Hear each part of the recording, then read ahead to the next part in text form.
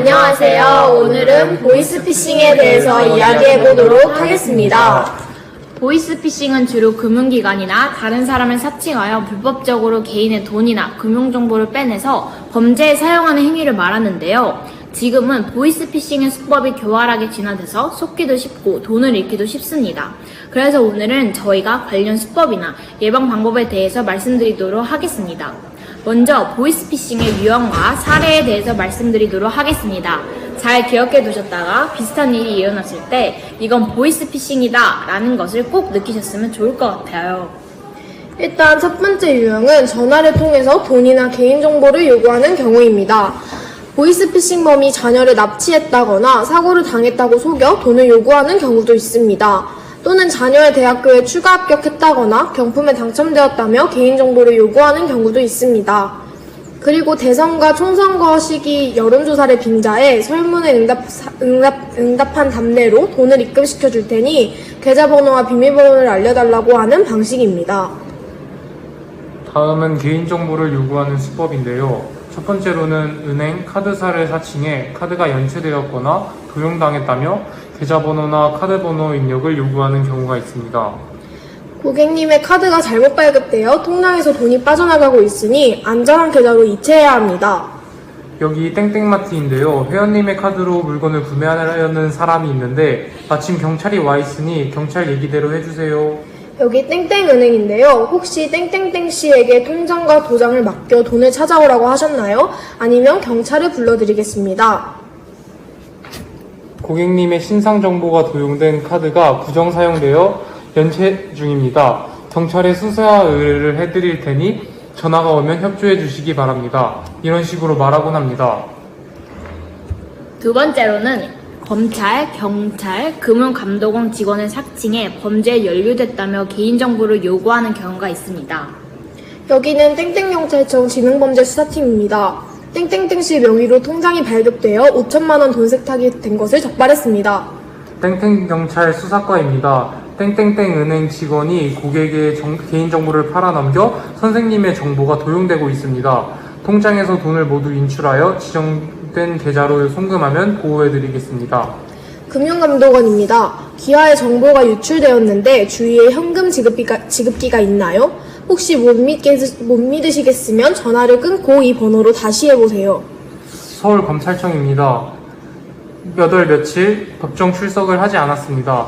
사건 확인이 필요하시다면 성함과 주민번호를 말씀해 주세요. 이런 식입니다. 보이스피싱 수법이 날로 갈수록 교활해지고 치밀해집니다. 하나 꼭 명심해 두셔야 할 것은 은행과 같은 금융감독기관 그리고 어디서든 절대로 전화나 문자로 개인정보나 현금 입금을 요구하지 않습니다. 또한 전화로 어디 가서 입금해달라 돈을 요구하거나 개인정보를 요구하는 경우에는 아예 넘겨주시지 않는 것이 가장 안전합니다. 정말 급하다면 직접 와서 요구했겠죠. 다음으로 볼 것은 메신저 피싱입니다. 최근에는 메신저 피싱도 늘고 있는 추세입니다. 메신저 피싱은 메시지를 이용해서 개인정보를 요구하는 경우인데요. 예를 들면 링크를 보낸 다음에 이 링크를 눌러서 가입하거나 어떤 요구를 하면서 링크를 누르도록 유도합니다. 이 링크를 누르면 어르신의 핸드폰이 해킹되어서 핸드폰에 있는 개인정보가 다 빠져나갑니다. 이 개인정보를 바탕으로 어르신의 주거래은행 또는 관심사를 파악한 다음에 더 교묘한 보이스피싱으로 이어지기도 합니다. 그럼 이 어마무시한 보이스피싱과 메신저 피싱에 대처하기 위한 방안에 대해서 소개해드리도록 하겠습니다. 우선 앞서 말씀드린 사례들을 잘 기억해 두셨다가 비슷한 일이 생겼을 때 혹시 이게 보이스피싱이 아닌가 라고 한 번쯤은 생각해 두시고 주의하고 계시는 게 좋을 것 같습니다. 이런 수상한 문자가 왔을 때는 일단 무조건 한번 의심해 보시는 게 좋을 것 같다는 말입니다. 하지만 일단 이 사기에 넘어가지 않는 게 가장 좋지만 이미 돈을 보냈거나 개인정보를 넘겨주고 나서야 이제 사기라는 것을 알게 되었을 때는 어떻게 해야 할까요? 일단 이게 사기라는 것을 안 후에 사기범이 예금을 인출하지 못하도록 신속하게 경찰 112에 신고하거나 금융감독원 1332로 빠르게 전화해서 지급 정지시켜달라고 요청해 주셔야 합니다. 또한 경찰청 앱인 사이버캅 앱을 다운로드 해주세요. 이 어플은 스미싱 및 악성 앱에 대한 정보를 제공해 줍니다. 이것은 안드로이드 폰을 쓰신다면 구글 플레이에, 아이폰을 쓰신다면 앱스토어에 가서 다운받으실 수 있습니다. 이렇게 보이스피싱의 여러 사례들과 그 예방법에 대해서 알아보았는데요. 보이스피싱이 실제로 발생하였을 때 이런 것들을 다 기억해 두었다가 보이스피싱이라는 것을 바로 기억하고 예방하는 데에는 아무래도 어려움이 있죠.